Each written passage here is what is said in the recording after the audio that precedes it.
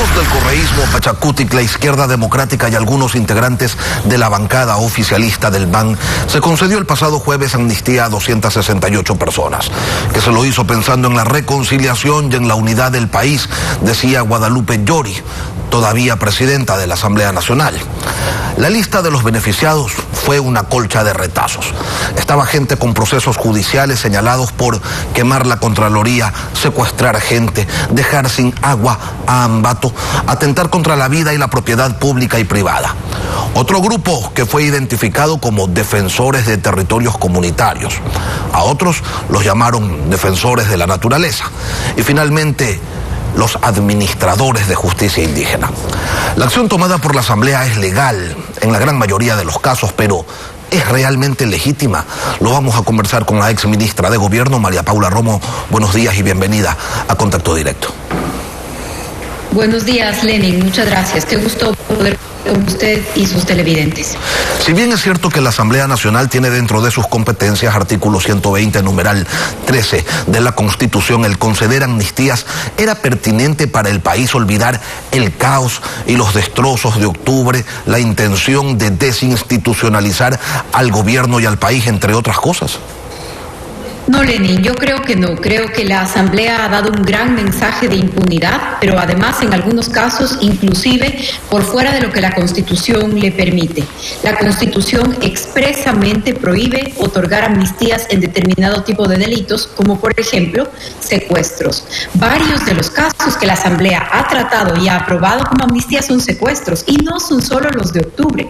De los 268 casos, de las 268 personas, 60 corresponden a lo que usted ha descrito hace un momento: secuestros, vandalismo, delitos graves cometidos en octubre, quema de la Contraloría. 60. No es que hay miles de personas judicializadas por octubre, ni que cada ciudadano que levantó su voz o tal vez participó en la parte pacífica de una movilización está judicializado. No es cierto. Hay 60 personas identificadas por el tema de octubre que se beneficiaron de las amnistías, pero hay al menos 2 secuestros más, secuestros para cobrar deudas, uno en Cañar y uno en Cotopaxi, uno de ellos incluso con una sentencia ya de 9 años porque se consideró a los comuneros como secuestradores, según la justicia ya lo dijo. Es un exceso del que ha cometido la Asamblea sin ningún ánimo de reconciliación. Eso es pura impunidad para sus amigos. Defensores de derechos humanos sostienen que es un derecho ciudadano el protestar y que el Estado debe garantizar que ese derecho se cumpla, pero es como si algunos se hubieran olvidado a la vuelta de 3 años lo que pasó en el país, y ahora con resolución legislativa queda verdaderamente todo en el olvido. ¿Identifica usted, María Paula, una intención política detrás de este acto que ha indignado a más de uno?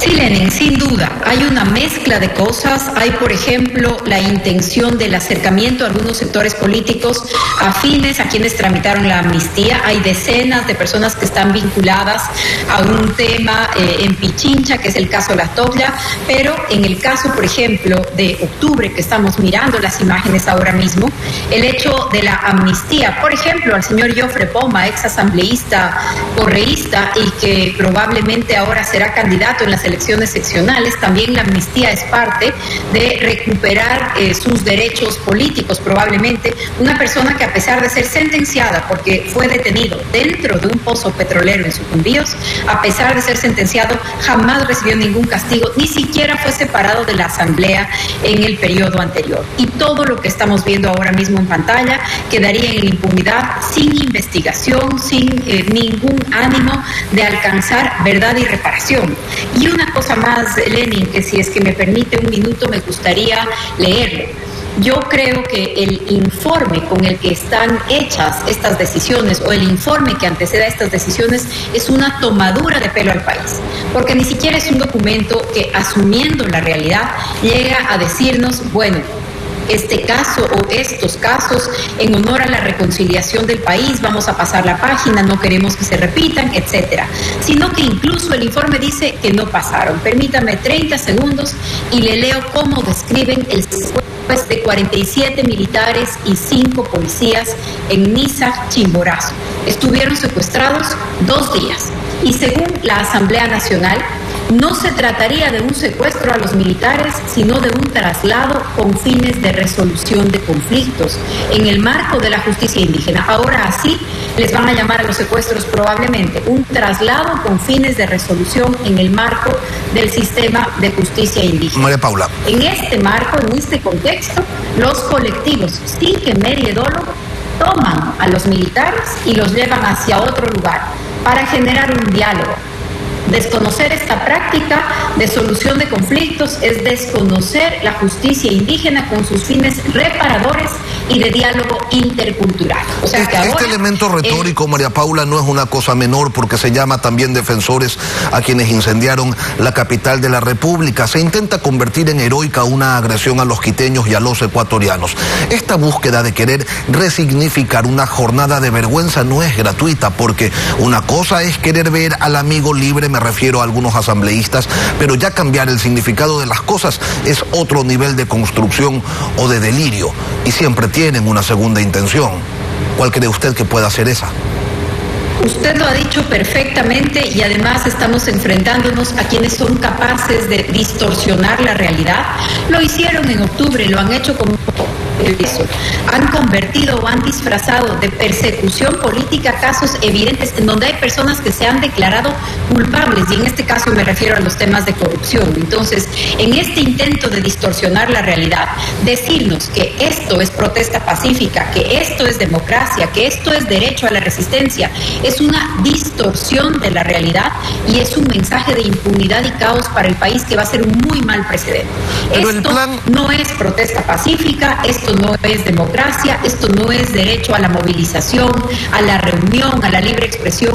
Esto es violencia, es ataque a la población civil, es dejarle sin agua a determinadas poblaciones, fue secuestrar literalmente a los ecuatorianos, imponerse por la fuerza, por la extorsión, por el chantaje, por el miedo que trataron de generar y que lo lograron, por supuesto.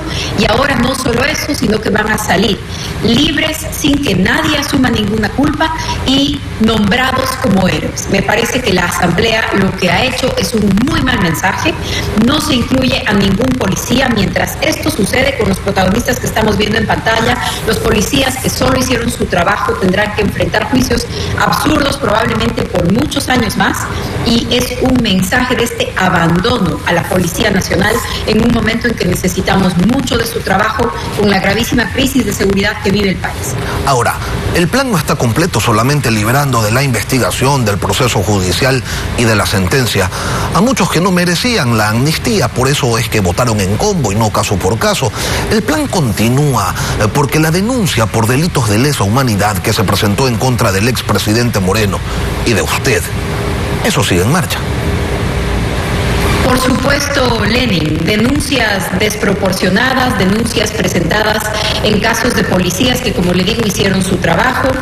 Investigaciones en donde apenas la semana pasada la justicia, la fiscalía, le sigue pidiendo a la policía listas de los miembros policiales de los grupos especiales del GOE, del GIR, del GEMA que participaron en la respuesta a las protestas, en intentar contener la violencia desbordada de esos días. Pues todos esos casos siguen en marcha.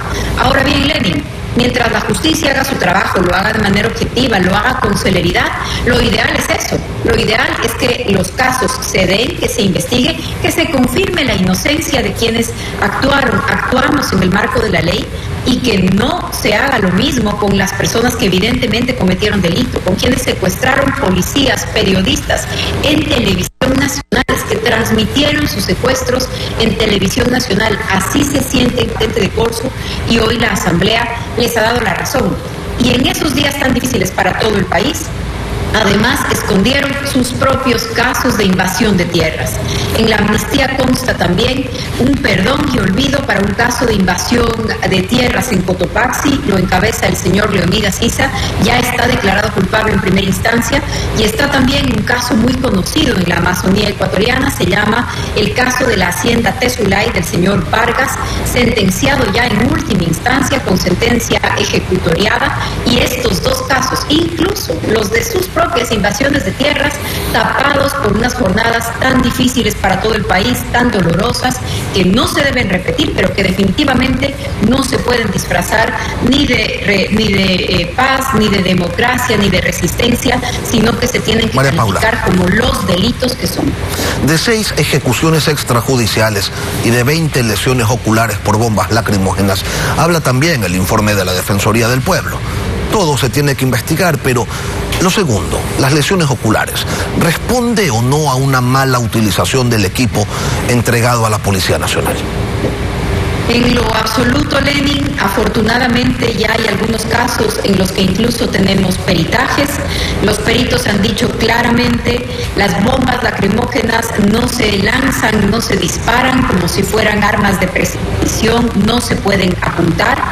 Son lesiones lamentables. Cualquier atentado, cualquier cosa que suceda con las personas, por supuesto, se tiene que lamentar. No son solamente los manifestantes quienes resultaron heridos, también tenemos 470 policías heridos en esas jornadas. También tenemos policías que perdieron uno de sus ojos. ¿Por qué? Porque si se encuentran en la primera línea de un enfrentamiento que se convierte casi en una batalla campal, entonces quienes están más cerca de ese enfrentamiento corren un riesgo que es un riesgo altísimo. Policías y manifestantes que estuvieron en esas líneas de enfrentamiento sufrieron heridas, sufrieron lesiones oculares, y como usted hace un momento se refería al informe de la Defensoría o al informe del defensor, pues en ese caso también, mire usted, se han pasado durante 2 años diciendo 11 personas que han fallecido. Ni siquiera el informe se atreve a repetir una mentira de ese tamaño. El informe habla de 6 personas y en ningún caso hay una sola bala disparada de un arma de un policía. Todos los casos son lamentables, insisto, pero no se le pueden atribuir a la policía en un contexto de tan alta violencia del que ahora nadie quiere hacerse responsable y que aparentemente, gracias a un acto de magia de la Asamblea, no ha pasado.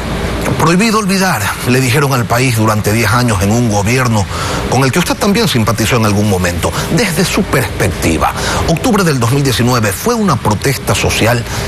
¿Fue una intentona de golpe de Estado? ¿O fue una acción concertada para evitar la audiencia del caso Sobornos, donde finalmente resultó condenado el expresidente Correa? Fue todo eso, Lenin, y usted ha sumado todos los elementos. Fue, por un lado, una protesta de un sector de la población, por supuesto, siempre legítima, pero también detrás de eso se ocultaron personas que se habían organizado y que se estaban preparando para, ante cualquier pretexto, literalmente prender el país para garantizar la impunidad de su líder, para impedir que se dé la audiencia del caso Sobornos. En estas jornadas que estamos mirando en televisión ya estaba convocada la audiencia, faltaban pocos días, se suspendió como una de las primeras consecuencias de este horror que estamos viendo y que estamos recordando. Así que fue una mezcla de todo eso. Fue, por supuesto, una parte de una reacción social a una decisión durísima.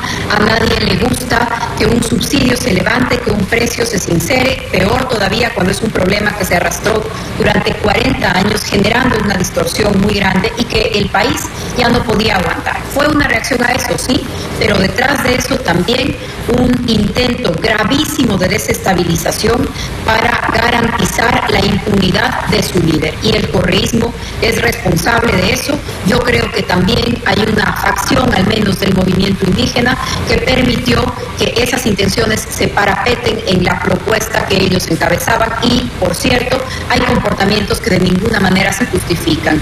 Saqueos, atentados contra la dignidad de las personas.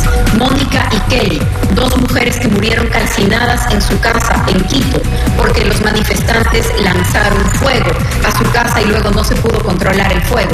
Todos esos casos, 14 ataques a ambulancias, dejarle a la gente sin agua, bajarse las antenas de televisión, son cosas que no tienen explicación, que no tienen justificación y que no podemos permitir que se conviertan en normales en el país. María Paula Romo, ex ministra de Gobierno, gracias por acompañarnos esta mañana aquí en Contacto Directo. Muchas gracias a ustedes.